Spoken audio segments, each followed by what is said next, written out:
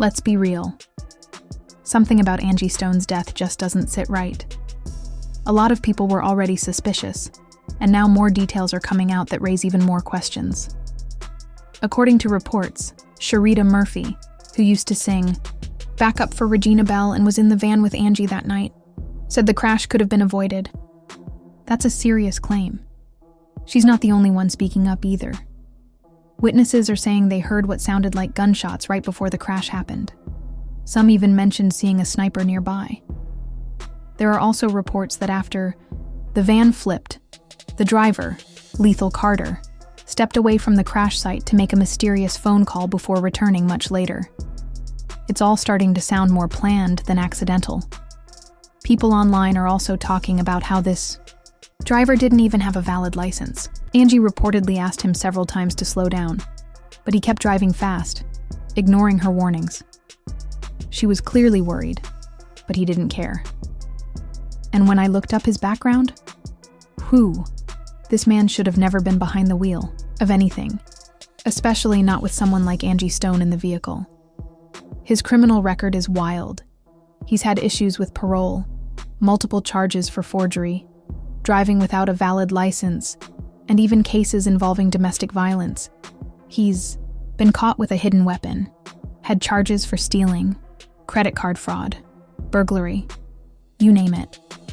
Who allowed this man to be responsible for transporting artists? And let's not forget the truck that hit the van after it flipped. Reports claim the truck driver's wife reported him missing days after the crash. Before disappearing, he suddenly quit his job. People are saying that the trucking company involved might even be tied to someone named Davis. That just adds another layer to this already strange situation. Officially, it was said that Angie was traveling from Alabama to Atlanta when the van overturned around 4:25 a.m. on March 1st. After the van flipped, it was hit by a large freight truck. Everyone else in the van survived, but Angie didn't make it. She died at the scene. The others were taken to the hospital for treatment. What makes this all even more heartbreaking is that Angie had recently gone public about being financially mistreated by Universal Music Group.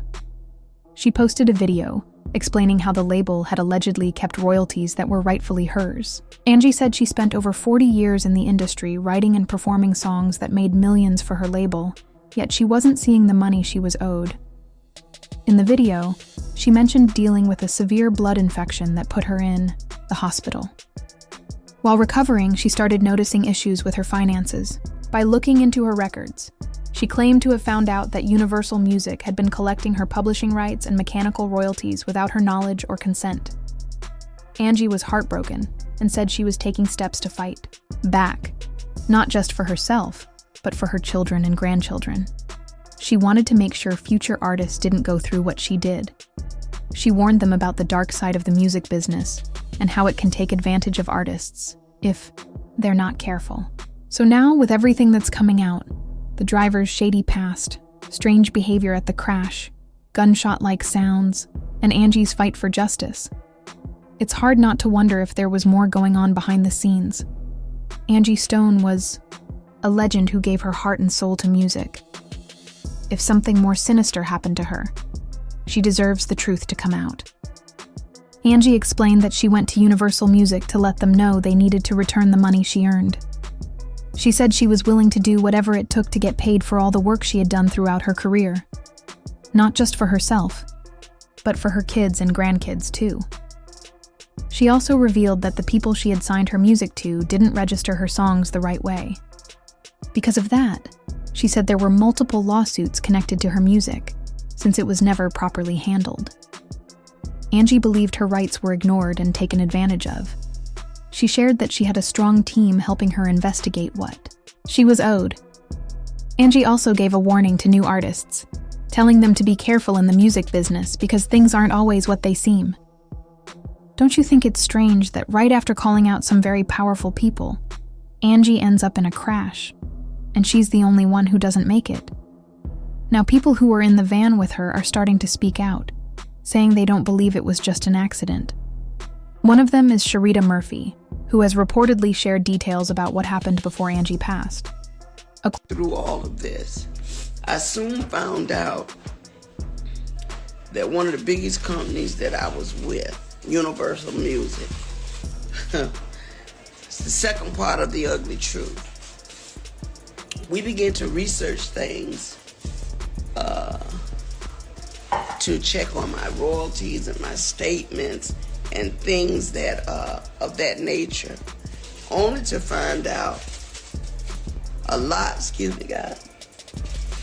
of my publishing, a lot of my royalties, my mechanicals, they have all pretty much been stolen.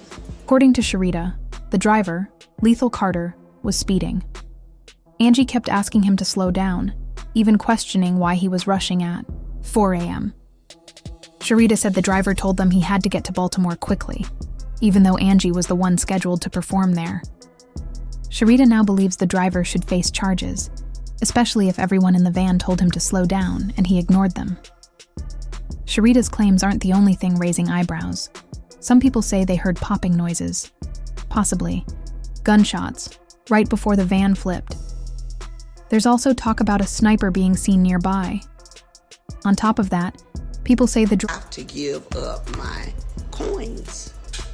And so what I'm doing now is whatever is necessary to make sure they pay me for the legacy of my life, for my children and my grandchildren. They're going to have to give me my money. I mean, when you sit back and think Bruno Mars, Dr. Dre, when you think about all these people that have sampled music, if they're filthy rich on it, what's our problem? Or my problem? Driver didn't even have a valid license. And get this, the truck driver who hit their van was reported missing by his wife a few days after the crash. Before disappearing, he suddenly quit his job. Another odd thing. After the accident, Lethal Carter allegedly made a phone call and didn't return to the scene until much later. His criminal record is another huge red flag. He's been arrested multiple times. His license has been suspended. He's been caught using a fake one, and he's faced several domestic violence charges. On top of that, he's been in trouble for carrying a hidden weapon, stealing credit cards, shoplifting, burglary, and a list of other crimes. With a background like that, it's shocking he was ever allowed to drive a van full of people. It really makes you wonder who arranged that trip and if they knew who he really was. One witness even said they helped someone after the crash, and it might have been Angie. Everything about this situation feels off.